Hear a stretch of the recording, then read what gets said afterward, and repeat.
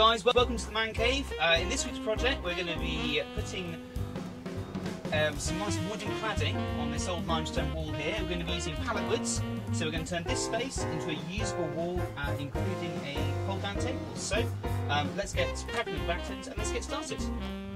Okay, alright, so first step, we're just using one piece of pallet wood to stretch the whole height of the area we want to attach to. And we're going to put some vertical battens in first. Horizontal battens, so we can put these boards in vertically afterwards. So what we're doing is we're marking out 4 spaces for 4 horizontal battens. We've got one at the top, one at the bottom of the piece of pallet wood, and then we're going to put 2 kind of equidistant in the middle, just so that once those are in, then we can just screw down these pieces of pallet wood straight on to create a lovely kind of vertical panelling across the space. So we're going to drill some pilot holes into our piece of pallet wood, and then we're going to use some nice big rule plugs to go in through the back here, and then we're going to use some big wood screws holes, and we'll go from there.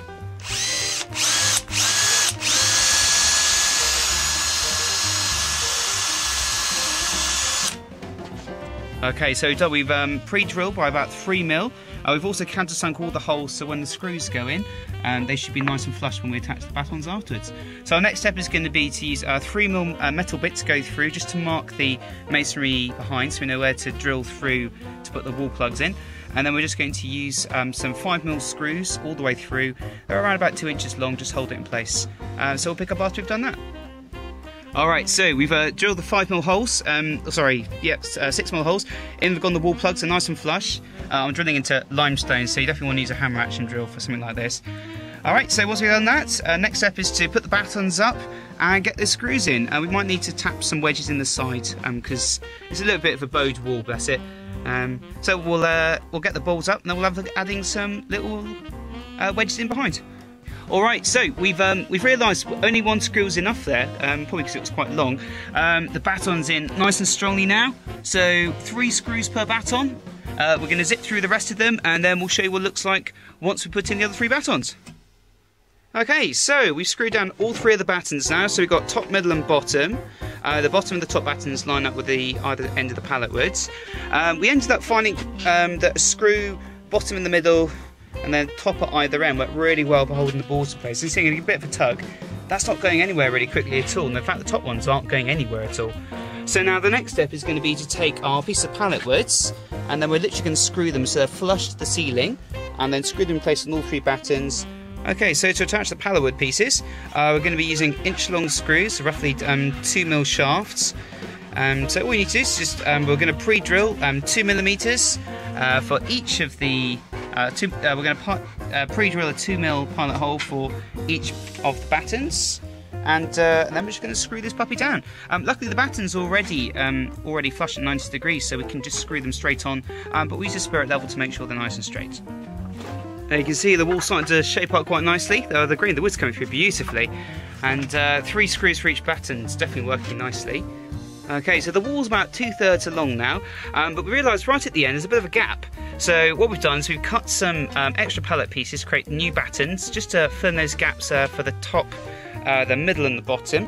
And we're going to secure those just in the same way as before, so piloting a 3mm hole and then whacking in a 5mm screw to hold those in place. I'm probably going to go far right and far left, but we'll need to put a little bit of a wedge underneath because it's not a very even wall.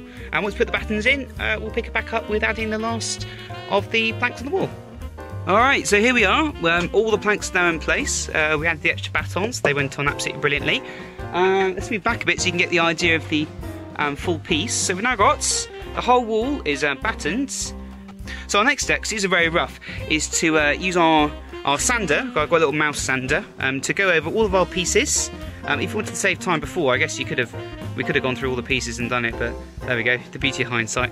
And then hopefully to cover up these screws, we'll just mix in some of the sawdust we get from the sander with some PVA to make some sawdust glue to cover up the screw holes. But after that, we'll pick up after we start sanding down. Alright, so our next step is we decided we're going to add a fold-down desk onto our beautiful pallet wood wall. So what we've done is I've marked off a line, roughly the comfortable height I want to be able to sit at, but also a height that I can stand and work at too. We've moved down to B&Q and got ourselves a piece of chipboard, laminated, to try and match the wood grain of the pallet wood. And we're just adding 3 hinges on, so that we can screw them onto the pallet wood board, so it folds down. And then we're going to use 2 pieces of rope, I think, to hold the bottom corners here and here up when we want to use it. So we'll come back once we've screwed the board onto the wall, and then we'll look at how we're going to attach the rope. Okay, so we've put on the first 2 hinges for the board. I'm going to show you underneath. You can see it, so we've got our screwed in 4 into the boards. We try to spread it so you get 2 screws for each board for extra strength. We've actually used my workmate to hold it up because the chipboards are incredibly heavy, which has worked quite nicely. So we've been able to do the hinges either side, and now we're going to go for the one in the middle. So hopefully we should be able to move the workmate back, and it should carry the support for the whole board. And then we'll pick it up once we've done the last one, and then we'll look at doing the rope to finish it off. Alright, so we've just drilled a 7mm hole at the top of the panelling. So what we're going to do is we're going to use a piece of climbing rope to hold up from the top of the panelling to the bottom of the desk. So when it comes down, all we need to do is literally hook this in on the desk, and we're ready to go. So we're going to feed the rope through the hole up here, knot it off, and then do a similar 7mm hole down here with a little access cut by a jigsaw on the side, and then we should be good to go.